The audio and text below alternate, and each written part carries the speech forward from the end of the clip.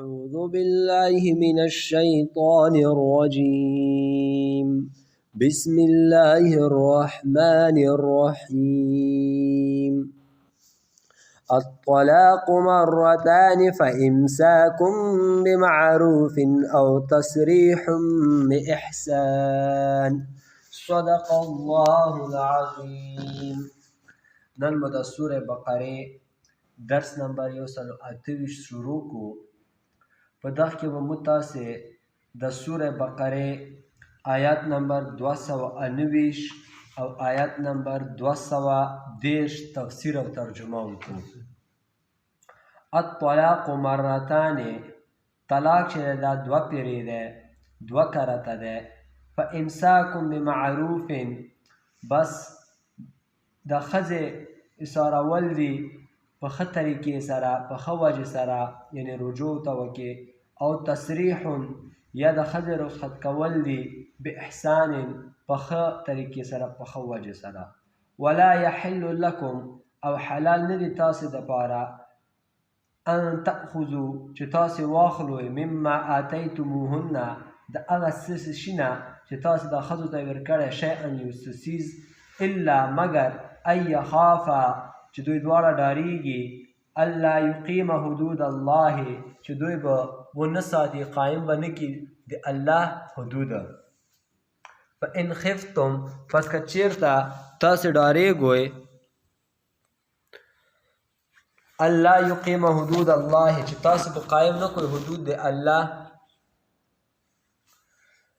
فلا جناح علیهما، نو بیا هېڅ ګناه نشته په تاسو باندې، فی ما افتدت به، په هغه څه کې چې تاسې فدیه ورکوئ په هغې سره. تلک حدود الله، دا د الله حدود دي. فلا تعتدوها، نو تاسې په دغو باندې تجاوز مه کوئ. ومن یتعد حدود الله، او چا چې تجاوز وکړه په حدود د الله، فاولئک هم الظالمون، بس همدا خلک چې دي ظالمان دي. فان طلقها، پس که چېرته طلاق کړه دا ښځه، فلا تحل له، نو بیا حلال نه دي دغې ښځې دپاره، بیا حلاله نه ده دا ښځه دغه سړي دپاره، من بعدو، وروسته د طلاق نه، حتی تنکحه زوجا غیره، تر هغه وخته پورې چې دا ښځه واده وکړي یو بل میړه سره. فان طلقها، نو که بیا د دویم میړه طلاق ورکړه د ښځې ته، فلا جناح، نو بیا هېڅ ګناه نشته علیهما، په د اول میړه باندې او دغې ښځې باندې، ان یتراجعا، چې یو بل ته رجوع وکړي او دوباره نکاح وتړي. ان ظنه، که دوی دا ګمان وي ان یقیم حدود الله، چې دوی به قایم کړي د الله حدود. وتلک حدود الله، او دا حدود د الله دي. یبینها، چې بیانوي هغه دا حدود، لقوم، د قوم دپاره، یعلمون، چې هغه پوهېږي. نن ډېر د اهمې او د یو ضروري موضوع ته الله جل شانه اشاره کړې ده، چې هغه د طلاق. طلاق باره کې به موږ یو څو خبرې وکړو، خو د طلاق نه مخکې به یو څو خبرې اول په نکاح باندې وکړو. نکاح په شریعت کې چې ده، دا عبادت ده، سنت طریقه ده. لکه څنګه چې نکاح عبادت او سنت طریقه ده، همدارنګه نکاح دا یوه معامله ده. معامله مطلب دا لکه چې موږ تاسې خپلو کې کاروبار کوو، لین دین کوو، یو شی په خرڅوو بل خلو، همغه شانته دا نکاح هم ده. خو په هغه چې دي لین دین، هغه کې مثال خبره د ګواهانو ضرورت نشته، که لانجه پیدا شي بیا مو ګواهانو ته څه ورکړي، او نکاح چې ده دغه کې ګواهانو ته ضرورت شته. لین دین، بیع شراء، اخیستل خرڅول بغیر د ګواهانو هم کیږي، او نکاح بغیر د ګواهانو نه کیږي. بله خبره، نکاح چې تاړي هر چا سره نشي تړلی، یعنی مثال خبره خور سره، مور سره، لور سره، خورزی سره وغیره سره نکاح نه کیږي. همدارنګه جلکې خپل ورور سره، پلار سره، وریاره سره وغیره دغو سره نکاح نشي تړلی. نو نکاح کې یو څو داسې شرطونه دي چې هغه شرطونه په بیع او شرا کې نشته دي. نکاح چې تړي دغه کې به ګواهان به وي، اعلان به کوي چې خلک خبر شي، او د نکاح مقصد به دا وي چې الله رانه راضي شي، د پیغمبر علیه السلام په سنت عمل وشي، همدارنګې د پیغمبر علیه السلام امت زیات شي، او خپل ځان د ګناهونو نه څه کم په دې نکاح سره وساتم. نو دا نکاح په شریعت کې دا یو ډېر اهمه فریضه ده. په بعضې حالاتو کې په سړي باندې نکاح واجبه وي، په بعضې حالاتو کې په سړي باندې نکاح واجبه وي، بعضې کې سنت وي، بعضو کې مستحب وي، او بعضو کې مکروه، او بعضو کې حرام. هغه ته به نه څو انشاءالله.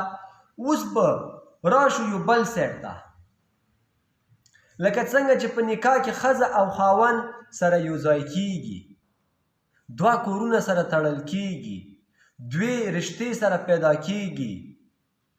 دغه ضد کې بیا طلاق ده. په دغه طلاق سره بیا همدغه دوه ښځې د سړی او ښځه سره جدا کیږي، دا دوه خاندانونه، دوی قبیلې سره څه کیږي، جدا کیږي. نو شریعت کې چې د حدیث شریف ده، ابغض الحلال الی الله الطلاق، مبغوض ترینه حلال سیز الله ته چې ده هغه شی ده طلاق ده. یعنی طلاق حلال ده خو ډېر ناخوښه ده الله ته، مکروه ده.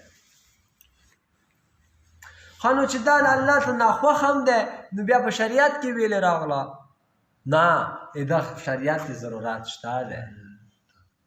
ځکه بعضې داسې حالات پیدا شي چې ښځه خپل خاوند سره زندګي نشي تېرولی.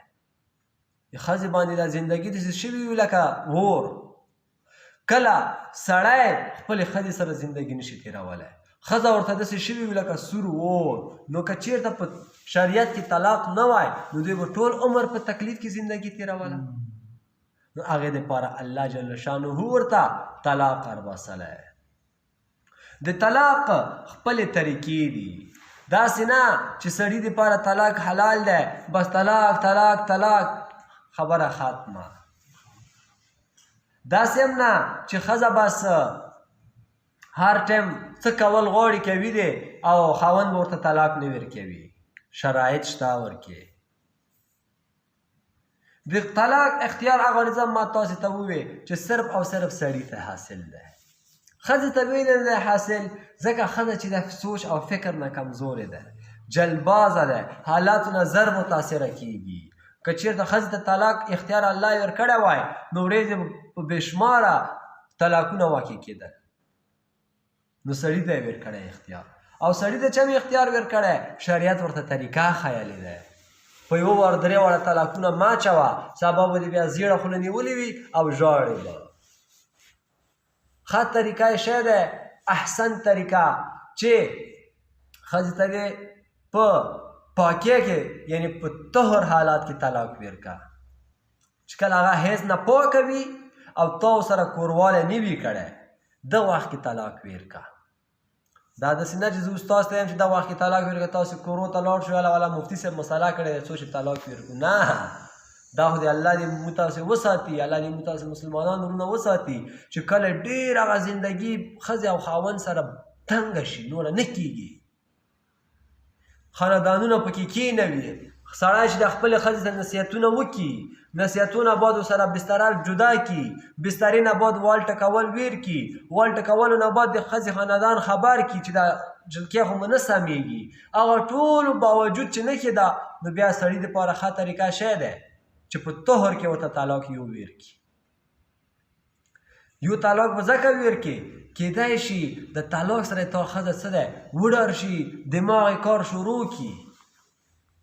نو هغې باندې چې یو حیض راشي چې تر څو دا حیض یې پاکېږي، بس خاوند نه معافی وغواړي چې بل طلاق مه ورکوه، زه به نوره دغه نه بعد تا سره ښه وخت تېرومې. که سړی ملامتوي، نو سړي په زړه کې به هغه راشي چې ولا دا ښځه خو ما نه جدا شوه، دا خو ډېر تکلیف دی، نو کیدای شي هغه بس په خپلو خبرو خیمانه شي، بس په همدا عدت کې به دننه دننه ورته رجوع وکړي، نو بیا به خپل زندګي جوړه شي. او که چېرته د دې ځوان بچي په ما وار کې 3 طلاقه ویر کړي وي، نو بیا خو هېڅ حل یې نشته دی. یو حل دی چې دا ښځه بل سړي سره واده وکړي او بل سړی ورته که خواښه وي طلاق ورکوي، ویر به کړي، که خواښه نه وي نه به ویر کوي. یا هغه بل سړی مړ شي، بیا هغه نه بعد دا ښځه واپس خپل اول خاوند سره راشي، هغه خبره را روانه ده. داسې چېرته سړی کوی شي چې ورته خپلې ښځه 3 طلاقه ویر کړي، بیا د ښځه بل چا سره واده وکړي، بیا دا چېرته برداشت کوی شي؟ بیا هغه سړي خواښه ده طلاق ورکوي که نه ورکوي، ځکه دا خو تا ښځه خو د هغه ښځه شوه. که هغه په خپلې خواښې طلاق ویر که بیا تا ته به راځي، نو تا څومره ځان دې خراب کا. اول نه به دې سوچ کړی وه، یو طلاق به دې چولی وه، 2 به دې چولی وو، تا کې دومره جذبه وه چې تا 3 طلاقه په یو وار واچول. نو دا ښه طریقه ده چې په یو طلاق واچوې. چې هغه طهر کې تا طلاق واچوله پاکیه کې چې تا ورسره کوروالی هم نه وي کړی، دا ځکه موږ تاسو ته دا خبره کوو چې کوروالی دې ورسره کړی وي، ته بیا طلاق واچوې، نو هغې هغه عدت څه شي؟ ستر شي. کیدای شي هغې خېټې کې ماشوم وي. لکه د اسلام نه مخکې جاهلیت په دور کې کفارو به همداسې کول، یو طلاق به ویر کا، هغې به چې عدت پوره کېدله بیا به ورته رجوع یې وکړه، بیا به بل طلاق ویر کا، نه به یې ورسره وخت تېروله او نه به یې طلاق کوله. او هغوی کې خو طلاقونه هم نه و معلوم، که 50 بیا اچول که 100 بیا اچول. او اسلام کې خو طلاق معلوم دی، ډېر نه ډېر 3 طلاقه دي.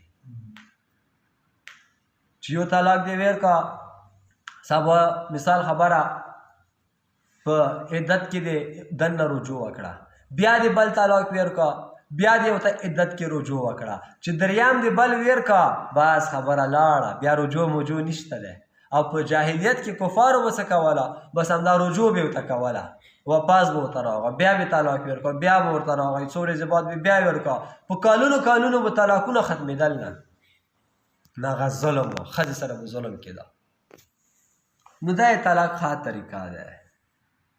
طلاق چې ده که په غصې کې دې واچوله، که په نشې کې دې واچوله، که چا د باندې توپک نیولی وه په زور یې در باندې واچوله، واقع کېږي. که خو بیولی وي، لیونی شوې یا نابالغه ماشوم وه، دغو طلاق نه واقع کېږي. دا مسله یاد ساتئ. ډېر موږ ته خلک راشي چې مفتي صاحب ما خو شراب څکلي وو، په ځان نه پوهېدم، ښځې ته مې طلاقونه اچولي، لاړه درنه طلاقه شوه. ویلې دې شراب څکل، شراب داسې ښکلی شی دی، دا یې انجام دی. تا ته الله ویلي شراب مه څکه، تا بیا هم څکل، دا د ښځه د لاسه ووته. هغه خو بیولی وي، خوب کې خو بعضې خلک خبرې کوي، او خوب بیولی دی، ښځې طلاق طلاق طلاق، نو دغه سره طلاق نه واقع کېږي، ځکه غریب په ځان نه پوهېږي. او که چا در باندې توپک نیولی وي، مړکوي دي مثال خبره، او تا طلاق واچوله، دا هم طلاق وشو.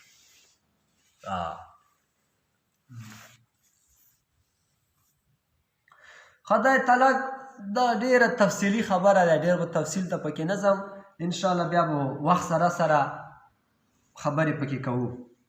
الطلاق مرتان، طلاق چې ده 2 کرته ده.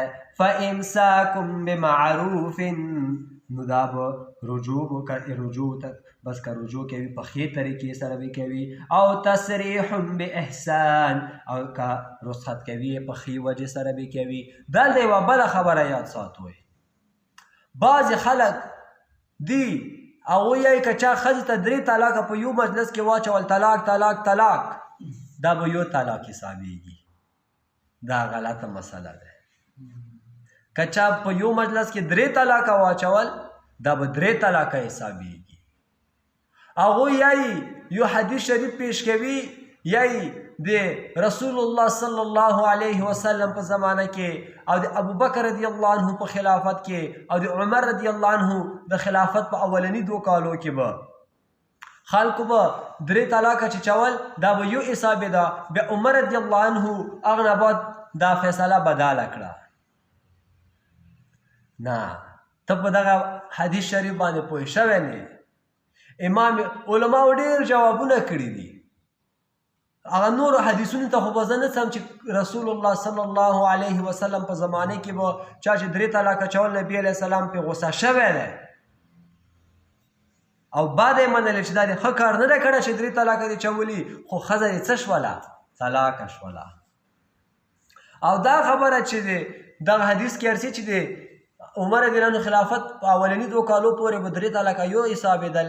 نه هغه مطلب دا دی چې هغه وخت کې خلک به زړونو کې صافه وو، هغه وخت کې به خلکو طلاق طریقه شوې وه، یو طلاق به نیت کړی وه، دا نوره 2 طلاقه به چې ورسره وي دا به تاکید دپاره ورته حسابول.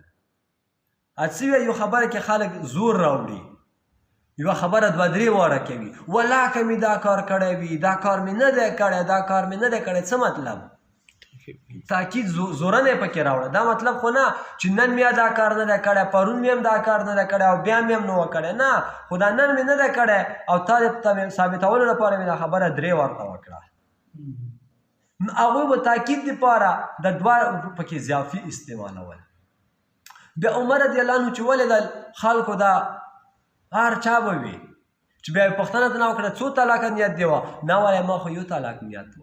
نو عمر رضی الله عنه ډېر فراست والا سړی و. هغه وی چې اوس خو خلک ورو په ورو خرابېږي، چا به 3 طلاقه چولي وي، ښځه به طلاقه وي او دی به بیا خپلې ښځې پسې خفه به وي، خپل ځان بچ کولو دپاره به دربېغی چې نه ما خو یو طلاق نیت کړی و. نو عمر رضی الله عنه ووی چې نوره تاکید څوک نشي یلی، بس که چا 3 ووی که د نیت یو او که 2 او که 3 دا به شی وي طلاق طلاق طلاق، دا به 3 طلاق کوي. د امام نووي رحمه الله د مسلم شریف په شرحه کې دا جواب ورته ذکر کړی دی. نور ډېر حدیثونه دي. نو په یو مجلس کې چا چې 3 طلاقه واچول دا به 3 حسابېږي، دا به یو نه حسابېږي. ولا يحل لكم او حلال ندی تاسو دپاره. خدال د بله مسله الله جل شانه کوي. هغه د بعضې خلک ظالمان وي، ښځې مهر ته سترګې وي.